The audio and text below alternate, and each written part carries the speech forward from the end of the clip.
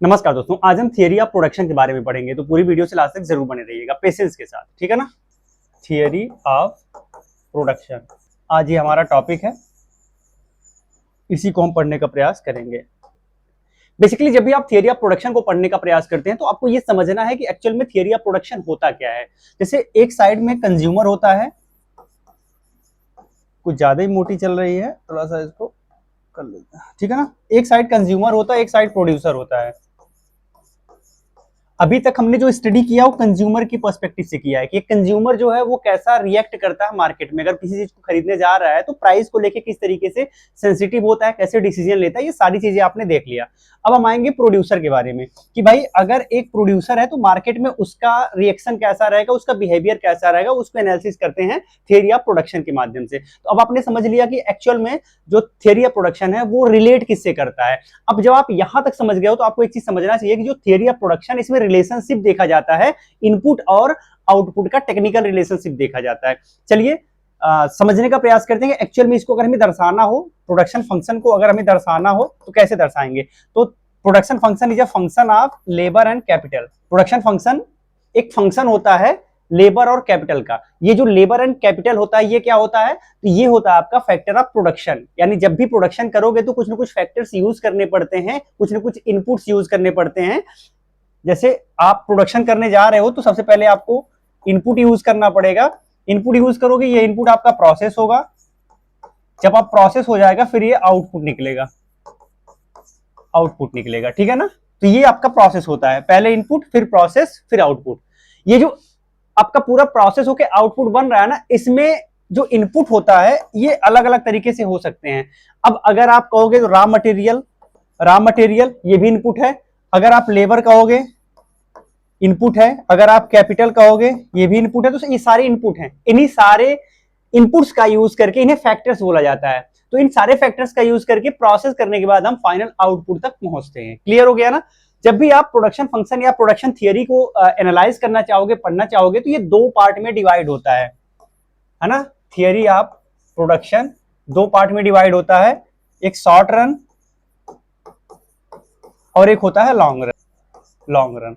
अब short run और long run में क्या डिफरेंस है, आइए समझने का प्रयास करते हैं। शॉर्ट रन का मतलब ये होता है कि कम टाइम पीरियड के लिए आप बिजनेस में उतर रहे हो, तो आपका रिएक्शन कैसा रहेगा, बिजनेस किस तरीके से आप हैंडल करोगे। और अगर आपका विजन है 10-20 साल, 25 साल, 50 साल, तो आपका क्या मोटिव होगा, क्या आपका माइंडसेट होगा, किस तरीके से बिजनेस एक प्रोड्यूसर हैंडल करेगा। जब भी शॉर्ट रन की बात करेंगे तो इसमें कुछ चीजें वेरिएबल होती हैं, कुछ चीजें फिक्स होती हैं। जैसे लेबर एंड कैपिटल ही लेके चलते हैं हम। इसमें मान लीजिए आपका जो लेबर है ये वेरिएबल है और कैपिटल फिक्स है, ठीक है ना। एग्जाम्पल के रूप में आप इसमें एक को फिक्स रखोगे और जितने हैं उनको वेरिएबल आप कर सकते हो। तो एटलीस्ट एक आपको फैक्टर ऑफ प्रोडक्शन फिक्स रखना पड़ेगा। तो मान लीजिए हम कैपिटल को फिक्स कर लेते हैं और लेबर को वेरिएबल रखते हैं। लेबर चेंज हो जाएगा लेकिन कैपिटल चेंज नहीं होगा। इसका क्या मतलब हुआ, इसका मतलब हुआ कि आपने मशीन, जब आपने यूनिट स्टेब्लिश की तो 5 मशीनें लगा दी, है ना, 5 मशीनें लगा दी, ये आपका फिक्स है। इसके बाद जो एडमिनिस्ट्रेशन कॉस्ट है ये फिक्स है। ये जो कुछ ना कुछ आपने फिक्स कर दिया, जो कुछ ना कुछ कैपिटल वो फिक्स कर दिया है, आपने सिर्फ लेबर को चेंज करना है। तो क्या इफेक्ट पड़ता है ये बताता है short run production function. Long run production function की बात करें तो यहां सब कुछ वेरिएबल होता है, लेबर कैपिटल सब कुछ आप चेंज कर सकते हो अपने हिसाब से। तो लंबे टाइम में आप देखोगे यहाँ पे आपके पास कुछ भी प्रॉब्लम नहीं होती है। अगर आप कुछ भी चेंज करना चाहो तो कोई आपके पास कंस्ट्रेंट नहीं होता कि नहीं आप ये नहीं कर पाओगे, यहाँ सब कुछ चेंज कर सकते हो। लेकिन यहाँ पे लिमिटेशन है, सारे सब कुछ नहीं चेंज कर सकते, क्योंकि इनिशियल स्टेज पे अभी आप कंपनी स्टेब्लिश की हो तो हो सकता है आपके पास इतना पैसा ही ना हो सकता है आपके पास इतना कैपिटल ना हो कि आप बहुत जल्दी जल्दी चेंज करो। या अगर आप बिजनेस स्टार्ट करते हो तो कुछ समय तक तो आप लर्निंग बाय डूइंग रहता है, यानी कुछ समय तक आप सीखते हो, सीखने के बाद एनालाइज करते हो कि हाँ अब आपको क्या करना चाहिए। तो शॉर्ट पीरियड में थोड़ा बहुत लॉस भी होगा तो भी आप कवर करोगे, लेकिन लंबे टाइम पीरियड में अगर बहुत ज्यादा लॉस हो रहा है कंपनी में तो देखोगे आप कंपनी दिवालिया हो जाती है या फिर वो मार्केट से एग्जिट कर जाते हैं। समझ में आया। अब आगे बढ़ते हैं। अब जब भी आप, सबसे पहले हम शॉर्ट रन के बारे में पढ़ेंगे, तो चलिए देख लेते हैं। जो शॉर्ट रन होता है ना, इसे बोला जाता है law of variable proportion. Law of variable proportion के नाम से जाना जाता है। यानी इसमें कुछ फैक्टर्स आप वेरी कर रहे हो, इसलिए इसको बोला जाता है लॉ ऑफ वेरिएबल प्रोपोर्शन। अब जब भी इसकी एनालिसिस करोगे ना, ये 3 पार्ट में डिवाइड होता है। एक होता है IRS, एक होता है CRS और एक होता है DRS। इसका क्या मतलब हुआ? IRS का मतलब होता है इंक्रीजिंग रिटर्न टू स्केल, यानी जब आप थोड़ा सा भी कुछ एफर्ट लगा रहे हो ना तो आपको उसका रिजल्ट बहुत ज्यादा मिल रहा है, यानी कोई भी फैक्टर आप चेंज कर रहे हो तो उससे रिजल्ट बहुत जबरदस्त आपको मिल रहा है, तो इंक्रीजिंग रिटर्न हो गया। CRS, इसका मतलब ये है कि जब आप फैक्टर चेंज कर रहे हो, जिस मात्रा में जिस प्रपोर्शन में फैक्टर चेंज कर रहे हो उसी प्रपोर्शन में आपको यहाँ पे फायदा मिल रहा है। और DRS का मतलब हो गया डिक्रीजिंग रिटर्न टू स्केल, इसका मतलब ये हो गया कि यहां पर फैक्टर चेंज कर रहे हो जिस प्रपोर्शन में, उससे ज्यादा वर्स कंडीशन में आपको रिजल्ट मिल रहा है, तो आप जो लगा रहे हो ना उससे खराब आपको रिजल्ट मिल रहा है, तो ये सबसे खराब सिचुएशन माना जाता है और कोई भी प्रोड्यूसर इस DRS स्टेज में प्रोडक्शन करना बिल्कुल पसंद नहीं करता। ये जो CRS है ये सबसे बेस्ट कंडीशन माना जाता है और यहां पर एक प्रोड्यूसर रहना चाहता है, प्रोडक्शन करना चाहता है और इसे बोला जाता है सेकेंड स्टेज।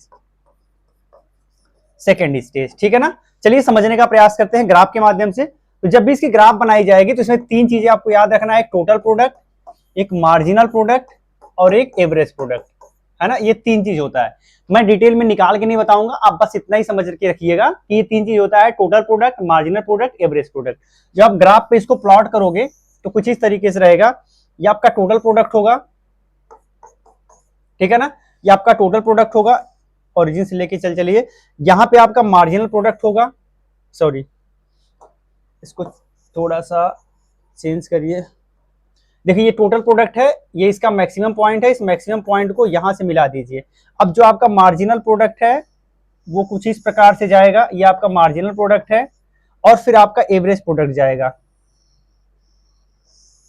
ये आपका एवरेज प्रोडक्ट होगा, ठीक है ना, ये आपका एवरेज प्रोडक्ट होगा।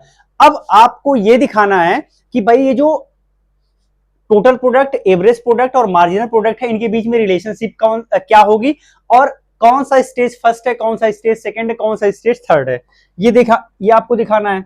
चलिए देख लेते हैं। यहां पे जहां पे आप देखोगे एपी आपका मैक्सिमम है, ये आपका स्टेज फर्स्ट रहेगा, ठीक है ना, ये आपका यहां तक स्टेज फर्स्ट रहेगा।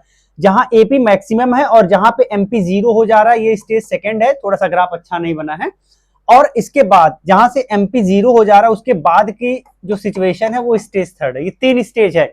सबसे बेस्ट स्टेज कौन सा माना जाता है? स्टेज सेकंड सबसे बेस्ट स्टेज माना जाता है, क्योंकि यहाँ पे टोटल प्रोडक्ट इसके बाद डिमिनिश होने लगता है और मार्जिनल प्रोडक्ट यहाँ जीरो हो जाता है। तो जहां मार्जिनल प्रोडक्ट जीरो हो जाता है उसके बाद आप प्रोडक्शन करोगे तो आपको नुकसान होगा, तो कोई भी नुकसान क्यों करना चाहेगा। और अगर आप स्टेज फर्स्ट सबसे बेटर स्टेज माना जा रहा है, स्टेज फर्स्ट, क्योंकि स्टेज फर्स्ट में आप देखोगे तो इंक्रीजिंग रिटर्न है, यहाँ पे IRS है, यहाँ पे CRS है और यहाँ पे DRS है, ठीक है ना। बट दिक्कत यह है कि अगर आप IRS में कर रहे हो तो अभी भी पॉसिबिलिटी तो यहाँ है ना, आपने पॉसिबिलिटी मिस कर दिया। इसका मतलब क्या हुआ, यानी टोटल प्रोडक्ट अभी तक तो बढ़ ही रहा है ना, अगर आप यहीं पे रुक जाएंगे इसके बाद भी टोटल प्रोडक्ट बढ़ रहा है, तो हम टोटल प्रोडक्ट जब बढ़ रहा है तो हम उसको मैक्सिमम तक कैप्चर करने का प्रयास करेंगे, इसीलिए हम सेकेंड स्टेज में प्रोडक्शन करते हैं। ये आपका हो गया। अब आपको एक चीज यहाँ पे ध्यान रखना है कि आप इनिशियल स्टेज में देख रहे हो स्टेज फर्स्ट, इसके बाद स्टेज सेकंड और स्टेज थर्ड, तीन स्टेज है, तीनों को समझने का प्रयास करिए। जो स्टेज फर्स्ट है यहां पर जो टीपी है वो इंक्रीज हो रहा है, लेकिन इंक्रीजिंग रेट से इंक्रीज हो रहा है, इंक्रीजिंग रेट से।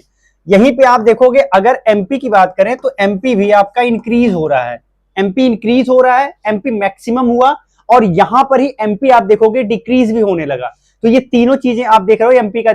और अगर आप एपी की बात करें तो एपी आप देखोगे यहां पर इंक्रीज हो रहा है और यहां मैक्सिमम पहुंच गया, जहां पे मैक्सिमम पहुंच गया वहां पे स्टेज वन आपका खत्म हो गया, ये आपका स्टेज वन है। स्टेज सेकंड की बात करें, अभी भी टीपी इंक्रीज हो रहा है लेकिन डिक्रीजिंग रेट से, जो रेट है यहां बढ़ने की वो धीरे धीरे कम हो गया यहाँ पे, ठीक है ना। तो डिक्रीजिंग रेट से इंक्रीज हो रहा है, टीपी अभी भी यहाँ पे इंक्रीज हो रहा है लेकिन डिक्रीजिंग रेट से हो रहा है, क्लियर हो गया ना। अगर आप एमपी की बात करें तो एमपी यहां से डिक्रीज हो रहा है, एमपी डिक्रीज हो रहा है और फिर ये जीरो हो जाता है। और एपी की बात करें तो एपी आप देखोगे यहां से डिक्रीज होने लगता है, ये फर्स्ट जो सेकंड स्टेज है यहां से आप देखोगे कि डिक्रीज है, क्लियर हो गया। स्टेज थर्ड में आते हैं, स्टेज थर्ड में टीपी डिक्रीज होने लगा, एमपी आपका जीरो हो गया, एमपी जीरो क्या मान के चलिए नेगेटिव हो गया,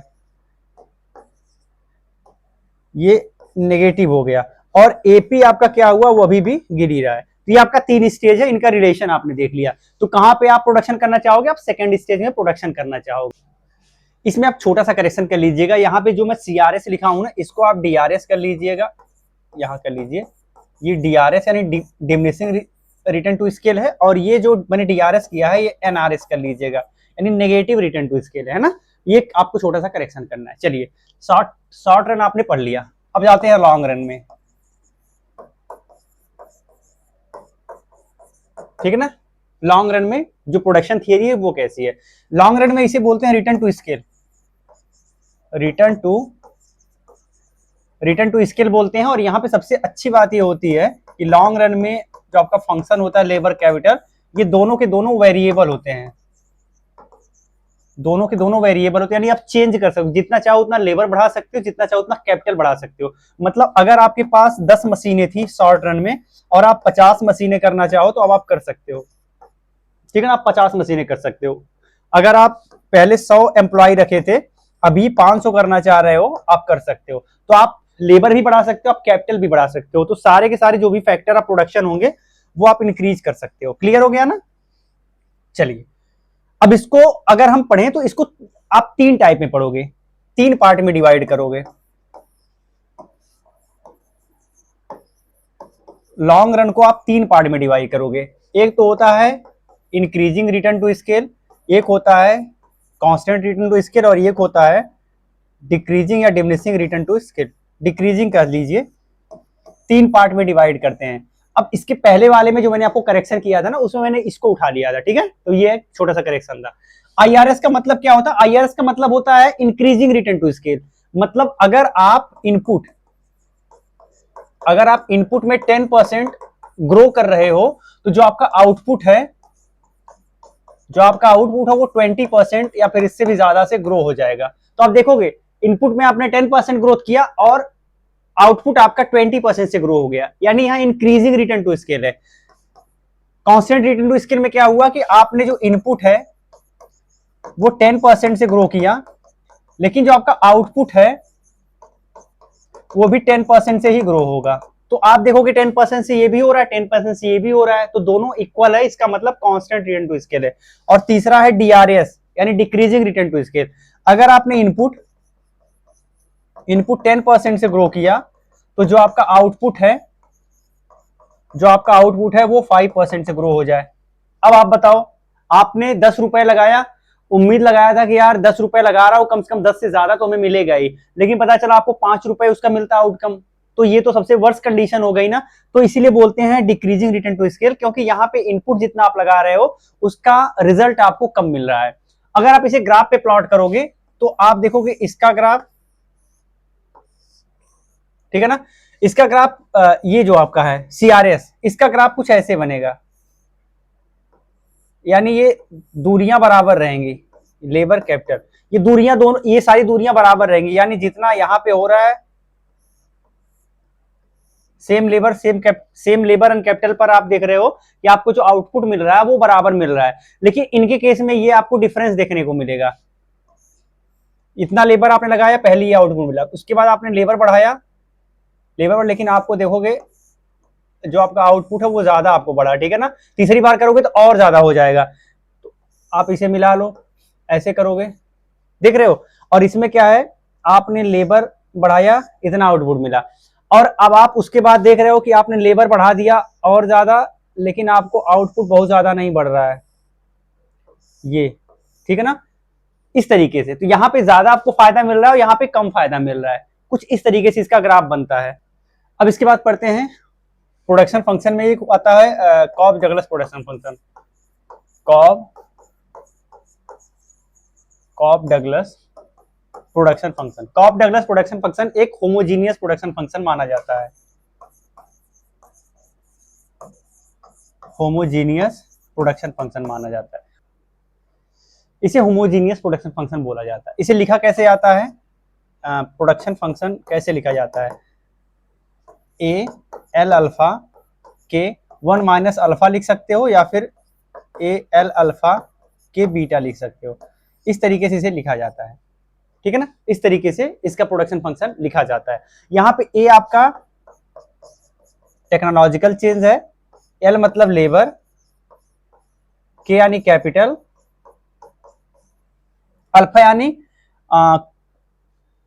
अल्फा का मतलब होता है output elasticity of labour and beta का मतलब होता है आउटपुट इलास्टिसिटी ऑफ कैपिटल। ठीक है ना। अब आप देखोगे कि जो एल अल्फा के बीटा है, इसमें अगर आप टी से मल्टीप्लाई कर दोगे, यहां ए बाहर है, एल अल्फा इंटू टी के बीटा, तो आप देखोगे ये जो टी है,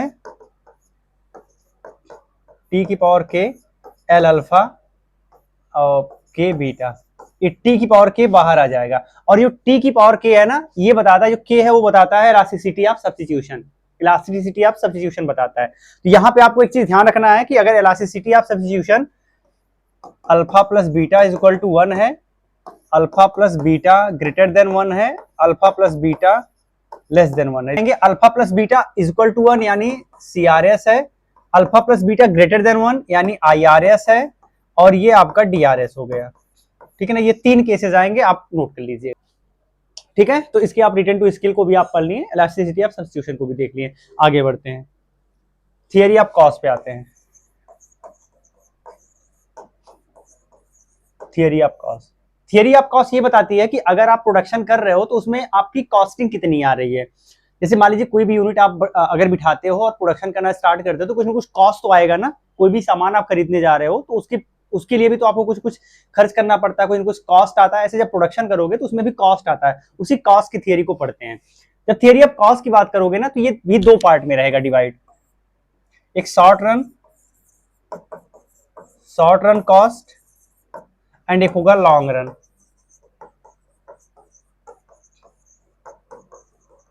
शॉर्ट रन कॉस्ट थियरी और long run cost theory.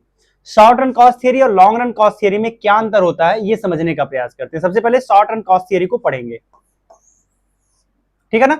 Short run cost theory actual में क्या होती है कि शॉर्ट पीरियड में किस तरीके से कॉस्ट में वेरिएशन आता है ये समझने की जरूरत है। आइए ग्राफ के माध्यम से समझने का प्रयास करते हैं।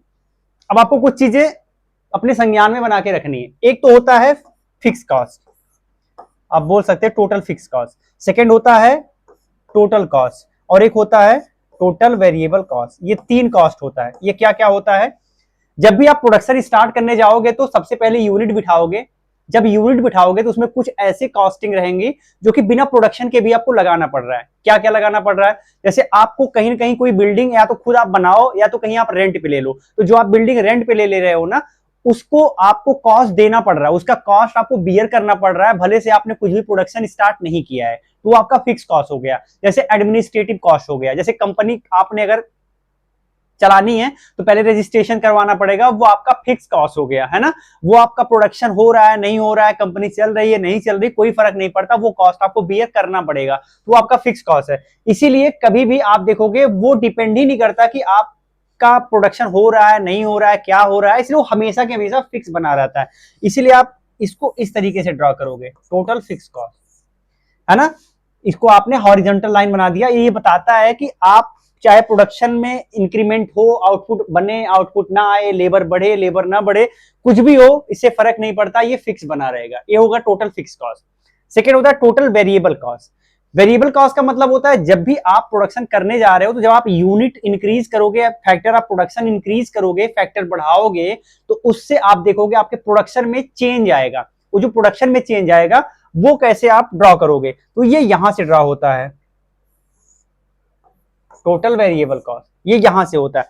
अब आप कहोगे कि ये यहां से ही क्यों होता है, आप कहोगे कि ये यहां से ओरिजिन से क्यों होता है, क्योंकि अभी आप ओरिजिन पे हो, ओरिजिन का मतलब 0 पे हो, तो आपका कोई प्रोडक्शन नहीं हो रहा है, कोई भी आउटपुट आप प्रोड्यूस नहीं कर रहे हो, तो आपका जो टोटल वेरिएबल कॉस्ट है वो कुछ भी नहीं लगना है। लेकिन इस पॉइंट पे भी हो तो ये जो आपका टोटल फिक्स कॉस्ट है वो आपको बियर करना पड़ेगा, है ना। ये चीज आपको ध्यान रखना है। तो वेरिएबल कॉस्ट तभी लगेगा जब आप यूनिट प्रोड्यूस करने लगोगे, यूनिट प्रोड्यूस नहीं कर रहे हो वेरिएबल कॉस्ट नहीं बढ़ेगा, इसलिए 0 से जाता है। क्लियर हो गया ना, आगे बढ़ते हैं। अब तीसरा आता है टोटल कॉस्ट। जब भी टोटल कॉस्ट आप निकालोगे तो टोटल कॉस्ट होता है total fix cost plus total variable cost, इन दोनों को मिला के टोटल कॉस्ट हम कैलकुलेट करते हैं। अब जब टोटल कॉस्ट आप कैलकुलेट करोगे तो आप देख रहे हो इसमें दोनों आ गया, दोनों आ गया, इसका मतलब ये भी रहेगा और ये भी रहेगा तो ये यहां से जाएगा, ये टोटल कॉस्ट। ये आपका ग्राफ है, इस ग्राफ को आप अच्छे से समझ लीजिएगा, इस तरीके से इसका ग्राफ बनता है, ठीक है ना। तो आप देखोगे कि टोटल फिक्स कॉस्ट एकदम कांस्टेंट है, हॉरिजॉन्टल लाइन है। टोटल वेरिएबल कॉस्ट ओरिजिन से जाएगा और टोटल कॉस्ट आपका टीएफसी के बिंदु से ऊपर होके जाएगा। क्लियर हो गया? ये आपने देख लिया शॉर्ट रन में किस तरीके से ये काम करता है। आइए कुछ और पॉइंट समझने का प्रयास करते हैं। एवरेज कॉस्ट, एवरेज कॉस्ट क्या होता है? अब टोटल कॉस्ट आपने देख लिया, टोटल कॉस्ट देख लिया, लेकिन आपको एवरेज कॉस्ट अगर निकालना हो तो कैसे निकालेंगे? तो टोटल कॉस्ट जो है, टोटल कॉस्ट में अगर आप क्वांटिटी से डिवाइड कर लेंगे तो आ जाएगा एवरेज कॉस्ट, ठीक है। तो पहला आपका एवरेज कॉस्ट आ गया। सेकंड आ गया, आपने देखा था total fix cost. Total fix cost से अगर आपको एवरेज फिक्स कॉस्ट निकालना है तो कैसे निकलेगा? तो total fix cost upon quantity, ये आपका हो गया एवरेज फिक्स कॉस्ट। तीसरा टोटल वेरिएबल कॉस्ट, इससे निकालना है तो total variable cost upon quantity, ये आपका निकल जाएगा एवरेज वेरिएबल कॉस्ट। तो आपने ये तीन अलग अलग कॉस्ट निकाल लिया। एक आता है मार्जिनल कॉस्ट। मार्जिनल कॉस्ट कैसे निकालेंगे? तो मार्जिनल कॉस्ट निकालने के लिए होता है change in total cost upon change in quantity. एक तो ये हो गया, या फिर आप लिख सकते हो total cost n minus total cost n minus 1, ये भी एक तरीका हो गया। तो इस तरीके से आप मार्जिनल कॉस्ट निकाल सकते हो। अगर इसे हम एक ग्राफ पे प्लॉट करेंगे तो ग्राफ कुछ इस तरीके से बनेगा। हो सकता है मैं बहुत अच्छा ना बना पाऊं, इसलिए मेरा ग्राफ अच्छा नहीं है। मैं चाहूं तो अच्छा बना सकता हूं, बट इतना एफर्ट नहीं लगाना चाह रहा, ठीक है ना भाई? क्लियर हुआ? चलिए ड्रॉ करते हैं। अब आप देखिए, अब आपको सबसे पहले एवरेज फिक्स कॉस्ट ड्रॉ करना है। एवरेज फिक्स कॉस्ट इस तरीके से रहेगा। अब आपका ये प्रश्न हो सकता है कि भाई ये लगातार गिरता हुआ क्यों है, जबकि टोटल फिक्स कॉस्ट तो आपने ऐसे बनाया था। तो अब आप एक चीज देखिए कि जैसे जैसे आप प्रोडक्शन बढ़ाओगे, आप नंबर ऑफ यूनिट्स बढ़ाने लगोगे, आपका प्रोडक्शन बढ़ रहा है, तो कॉस्ट जो आपका फिक्स कॉस्ट है वो कम हो जाएगा। कैसे कम होगा? पहले आपका टोटल फिक्स कॉस्ट 100 रुपए था, है ना। आपकी यूनिट कितनी थी? 0 यूनिट। अब आपकी 10 यूनिट आपने प्रोड्यूस किया, तो टोटल फिक्स कॉस्ट 10 यूनिट पे कितना हो जाएगा? 100/10।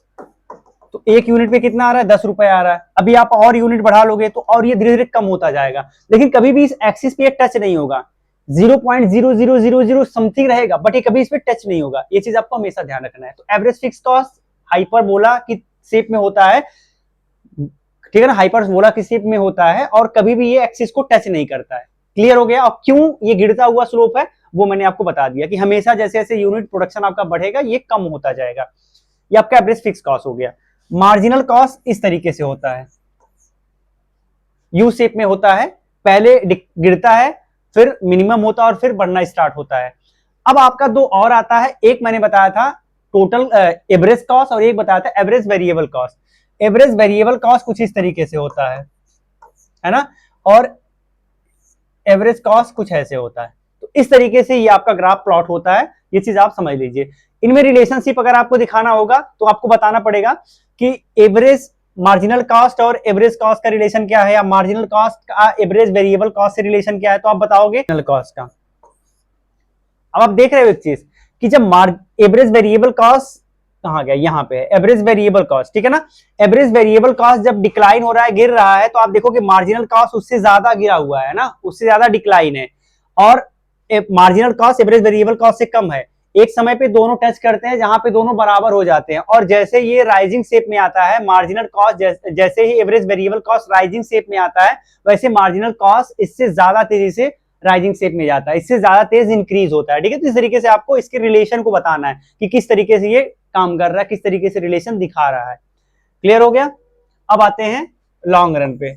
अब जब भी आप लॉन्ग रन पे आओगे तो यहाँ पे मैंने बताया था कि आपको कुछ पहले बताया था कुछ फैक्टर फिक्स है, यहाँ पे सब कुछ वेरिएबल है। यहाँ पे जब आप प्लॉट करोगे ग्राफ तो कुछ इस तरीके से प्लॉट होगा, एक्स वाई, और ये कुछ इस तरीके से प्लॉट होता है ना, कुछ इस तरीके से प्लॉट होता है लॉन्ग रन कॉस्ट कर्व, ठीक है ना। ये आपका इस तरीके से प्लॉट होता है। अब यहाँ पे इस तरीके से जो प्लॉट हो रहा है इसे बोल सकते हो आप यू शेप, या फिर कहीं कहीं पे एल शेप भी बोला जाता है। इसमें मार्जिनल कॉस्ट कुछ इस तरीके से, बहुत सारे मार्जिनल कॉस्ट इसमें ड्रॉ होते हैं इस तरीके से, ठीक है ना। तो इन सबको मिलाने के बाद आपका ये इस तरीके का एक शेप बनता है। इसीलिए अब यहाँ पे आप एक पॉइंट जहां ये मिनिमम है ना, ये ऐसा पॉइंट है जिसके पहले ये इसके इस साइड इकोनॉमी ऑफ स्केल है, इकोनॉमी ऑफ स्केल है, और यहाँ पे डिस इकोनॉमी ऑफ स्केल है। यहाँ इकोनॉमी ऑफ स्केल है और यहाँ पे डिस इकोनॉमी ऑफ स्केल है। इकोनॉमी ऑफ स्केल यहाँ पे क्यों है? क्योंकि यहाँ आप ये देखोगे ये मार्जिनल कॉस्ट के डिक्रीजिंग शेप में टच हो रहा है, यहाँ भी डिक्रीजिंग है, यहाँ डिक्रीज, यहाँ पे इसके मिनिमम में टच हो रहा है और इसके बाद इसके अपर शेप में टच होता जा रहा है। यहाँ पे आपकी कॉस्ट बढ़ती जा रही है, यहाँ पे कॉस्ट कम है, यहाँ पे इकोनॉमी ऑफ स्केल मिल रहा है, यहाँ डिस इकोनॉमी ऑफ स्केल। इसका इकोनॉमी ऑफ स्केल क्यों मिलेगा? क्योंकि हो सकता है कि इसकी प्रोडक्शन कैपेसिटी बेहतर हो रही हो, कुछ टेक्निकल चेंज हो रहा हो, है ना, लर्निंग बाय डूइंग हो रही हो, इस तरीके से कुछ चीजें हो रही हो जिसके कारण इकोनॉमी ऑफ स्केल मिल रहा है। या फिर हो सकता है कि पहले फिक्स कॉस्ट आपका ज्यादा था, अभी आप धीरे धीरे जब आप लेबर को एम्प्लॉय कर रहे हो तो ज्यादा प्रोडक्टिविटी बढ़ रही है, तो कुछ भी ऐसे करके यहाँ पे इकोनॉमी ऑफ स्केल मिल रहा है। इसीलिए आप देखोगे यहाँ पे कॉस्ट कम होता है और यहाँ पे धीरे धीरे कॉस्ट बढ़ने लगता है। सो ये सबसे बेस्ट कंडीशन माना जाता है यहाँ पे इकोनॉमी ऑफ स्केल है। और सबसे ऑप्टिमम पॉइंट कौन सा माना जाएगा? इसका मिनिमम जो है ना, ये सबसे ऑप्टिमम पॉइंट माना जाता है। इसमें एक आता है modern cost curve, modern cost theory आता है। इसमें बताया जाता है कि नहीं, ये एल शेप नहीं होता बल्कि ये सॉसर शेप होता है, कुछ इस तरीके से होता है ना।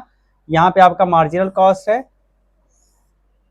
ये आपका मार्जिनल कॉस्ट है, ये सॉसर शेप है, ठीक है ना। ये बताया था सॉसर शेप होता है और यहाँ से यहाँ तक बोला जाता है कि ये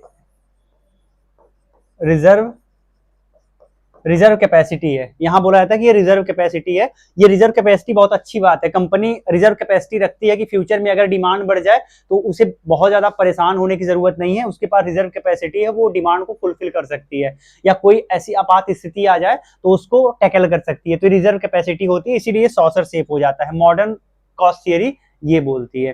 तो आपने ओवरऑल कॉस्ट को भी पढ़ लिया और आपने प्रोडक्शन थियरी को भी पढ़ लिया है। अब आगे हमारा क्या रहेगा? मार्केट वाला, यानी मार्केट स्ट्रक्चर रहेगा।